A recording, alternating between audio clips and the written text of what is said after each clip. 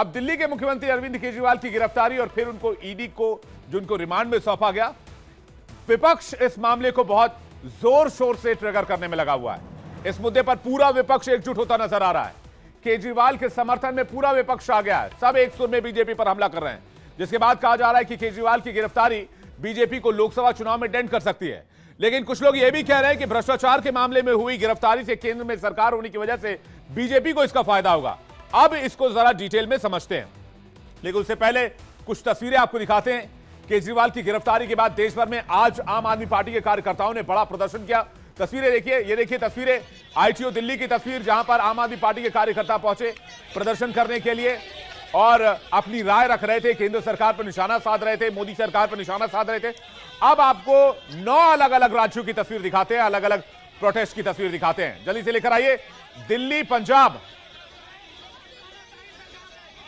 ये 9 तस्वीरें आपके सामने। दिल्ली, पंजाब, महाराष्ट्र, गुजरात, असम, गोवा, हरियाणा, केरल, तमिलनाडु, ये 9 अलग अलग तस्वीरें इस वक्त आप देख रहे हैं, जो आपको स्क्रीन पर दिख रहा है, जिसमें आम आदमी पार्टी के नेता प्रोटेस्ट कर रहे हैं।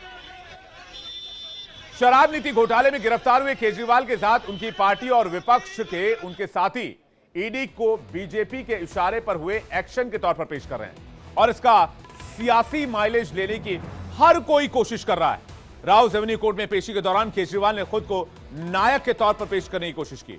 उन्होंने ऐसा बयान दिया जिससे जनता के बीच एक सिंपैथी वाला माहौल क्रिएट किया जा सके और ये जो लगातार अरविंद केजरीवाल एक विक्टिम कार्ड प्ले करने की कोशिश करते रहे हैं, एक बार फिर से उन्होंने कोशिश की कि उन्हें परेशान किया जा रहा है, ये मैसेज देने की। सुनिए उनका बयान। मेरा जीवन देश के लिए समर्पित है और चाहे अंदर हो या बाहर हो। मेरा जीवन देश के लिए समर्पित है और चाहे अंदर हो या बाहर हो। केजरीवाल को मीडिया के सामने आने का मौका तो नहीं मिला, लेकिन जितना मौका मिला उन्होंने खुद को देश के लिए समर्पित बता दिया। लेकिन आम आदमी पार्टी के हर नेता ईडी के एक्शन पर बीजेपी पर सवाल उठा रहा है, बीजेपी को जिम्मेदार बता रहा है। अब सुनिए अलग अलग नेताओं के बयान। जिस शख्स ने दिल्ली के लाखों बच्चों को विश्व स्तरीय शिक्षा दी, दिल्ली के बड़े बुजुर्गों को बेहतरीन और मुफ्त इलाज दिया, दिल्ली के लाखों परिवारों को मुफ्त बिजली दी, घर घर तक पानी पहुंचाया, बड़े बुजुर्गों को तीर्थ यात्रा करवाई और माताओं बहनों के लिए मुफ्त बस यात्रा का इंतजाम किया, आज उस शख्स को, अरविंद केजरीवाल को गिरफ्तार कर लिया गया। एक लंबे समय से यह आशंका जताई जा रही थी कि एक साजिश के तहत अरविंद केजरीवाल जी को गिरफ्तार किया जाएगा और आज वो सत्य हो गया। पूरी गुंडागर्दी है। अरविंद केजरीवाल जी के घर वालों को हाउस अरेस्ट किया हुआ है। अरविंद केजरीवाल जी की माताजी एक दिन पहले अस्पताल से आई हैं, बेटे को अरेस्ट कर लिया, घर वालों को किसी से मिलने नहीं दिया जा रहा, शांतिपूर्ण प्रोटेस्ट रोका जा रहा है। आईटीओ पे हम जा नहीं सकते, 1 मिनट आईटीओ पे आते हुए हुआ और उठा के पुलिस वाले हमको फेंक रहे हैं। पूरी तानाशाही है, सिर्फ और सिर्फ लोकसभा चुनाव जीतने के लिए ये तानाशाही की जा रही है। ये देश में पहली बार है कि चुनाव शुरू होने के बाद, चुनावी प्रक्रिया शुरू होने के बाद, चुनाव की घोषणा होने के बाद एक राष्ट्रीय पार्टी के राष्ट्रीय अध्यक्ष को गिरफ्तार कर लिया जाता है। ये लोकतंत्र पर हमला है। लोकसभा चुनाव के ठीक पहले हुई गिरफ्तारी को विपक्ष मुख्य मुद्दा बनाने की पूरी कोशिश कर रहा है, जो विपक्षी नेताओं के बयान में भी साफ साफ नजर आ रहा है। अभी आपने सुना, अब कुछ ट्वीट्स आपके सामने रखते हैं। विपक्ष कैसे इस मुद्दे पर एकजुट हो रहा है। राहुल गांधी ने ट्वीट कर कहा कि डरा हुआ तानाशाह एक मरा हुआ लोकतंत्र बनाना चाहता है। चुने हुए मुख्यमंत्रियों की गिरफ्तारी अब आम बात हो गई है इस देश में।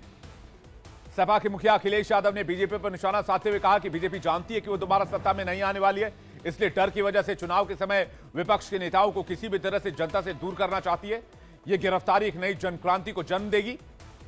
प्रियंका गांधी वाड्रा ने कहा कि केजरीवाल को इस तरह से टारगेट करना एकदम गलत बात है, असंवैधानिक है। पीएम पर भी निशाना साधा और कहा कि राजनीति का स्तर इस तरह से गिराना प्रधानमंत्री और सरकार को शोभा नहीं देता। देश की सारी संस्थाओं का राजनीतिक मकसद के लिए इस्तेमाल लोकतंत्र के वसूल के खिलाफ है। तेजस्वी यादव भी लिखते हैं, तेजस्वी यादव ने भी ईडी के एक्शन पर बीजेपी पर हमला किया। उन्होंने लिखा कि बीजेपी विपक्ष से लोकतांत्रिक तरीके से नहीं बल्कि जांच एजेंसियों के सहारे लड़ना चाहती है। देश पर अघोषित आपातकाल थोप दिया गया है। तमिलनाडु के मुख्यमंत्री एमके स्टालिन कहां पीछे रहने वाले थे? ट्वीट कर कहा कि बीजेपी के एक भी नेता को ना तो जांच का सामना करना पड़ रहा है और ना ही गिरफ्तारी हो रही है। यह सत्ता का दुरुपयोग, लोकतंत्र का पतन है। बीजेपी जनता के गुस्से के लिए तैयार है। ममता बनर्जी सामने आई। पश्चिम बंगाल की मुख्यमंत्री ममता बनर्जी भी ने बीजेपी पर निशाना साधा और कहा कि निर्वाचित मुख्यमंत्रियों को जानबूझकर निशाना बनाया जा रहा है, लोकतंत्र पर सीधा हमला है। वहीं शरद पवार ने कहा कि यह लोकतंत्र पर आया हुआ संकट है, केजरीवाल की गिरफ्तारी का विपक्ष को फायदा होगा, बीजेपी को इसकी चुनावी कीमत, इसकी कीमत जो है वो चुकानी होगी। ये ट्वीट्स और ये बयान सुनवाने का मकसद सिर्फ इतना है कि जो विपक्ष पहले अलग अलग मुद्दों पर बिखरा हुआ नजर आ रहा था, कभी टीएमसी के बयान अलग आते थे, कांग्रेस के बयान अलग आते थे, वही विपक्ष आज केजरीवाल के मुद्दे को लेकर उत्तर से लेकर दक्षिण तक एक होता नजर आ रहा है। यानी विपक्ष एकजुट हो गया है और उनके बयानों से, ये पोस्ट से साफ नजर आ रहा है, जो बयान सोशल मीडिया पर डाले जा रहे हैं। केजरीवाल की गिरफ्तारी के बाद आम आदमी पार्टी समेत विपक्ष के कई नेताओं ने उनके घर पर जाकर परिवार से मुलाकात की है। पंजाब के सीएम भगवंत मान भी दिल्ली पहुंचे और परिवार से मुलाकात की। राहुल गांधी, ममता बनर्जी समेत कई नेताओं ने केजरीवाल की पत्नी सुनीता केजरीवाल से फोन पर बातचीत की। इसके बाद सुनीता केजरीवाल ने पीएम मोदी पर ट्वीट कर हमला बोला। अब वो ट्वीट भी आपको दिखाते हैं जो सुनीता केजरीवाल की तरफ से किया गया। सुनीता केजरीवाल फौरन सोशल मीडिया पर एक्टिव हुई। उन्होंने कहा कि आपने 3 बार के चुने हुए मुख्यमंत्री को सत्ता के अहंकार में गिरफ्तार करवा दिया। सबको आपको चलने में लगे, दिल्ली के लोगों के साथ धोखा है। आपके मुख्यमंत्री हमेशा आपके साथ खड़े हैं, अंदर रहे बाहर, उनका जीवन देश को समर्पित है। जनता जनार्दन सब जानती है। जय हिंद।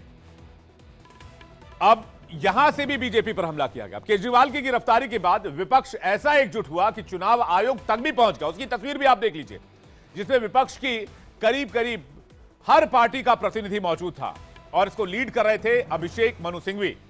चुनाव आयोग से मुलाकात के बाद कांग्रेस नेता अभिषेक मनु सिंघवी ने क्या कहा, इलेक्शन कमीशन से उन्होंने क्या शिकायत की, क्या डिमांड की, आपको सुनवाते हैं। जब आप इस प्रकार की चुनाव के लिए जो एक समतल जमीन आवश्यक है, अति आवश्यक है, अनिवार्य है, समतल जमीन, उस समतल जमीन को आप बदल देते हैं, उसको समतल नहीं रहने देते हैं दुरुपयोग करके एजेंसीज द्वारा, तो उसका सीधा दुष्प्रभाव पड़ता है स्वतंत्र निष्पक्ष चुनाव पर, फ्री एंड फेयर इलेक्शंस।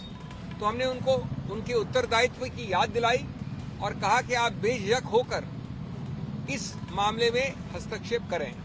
अगर कुछ गलती भी हुई है तो आपने कहीं ये नहीं दिखाया कि अभी इसी वक्त एजेंसीज की रेड आवश्यक है, अभी इसी वक्त इनकी गिरफ्तारी आवश्यक है।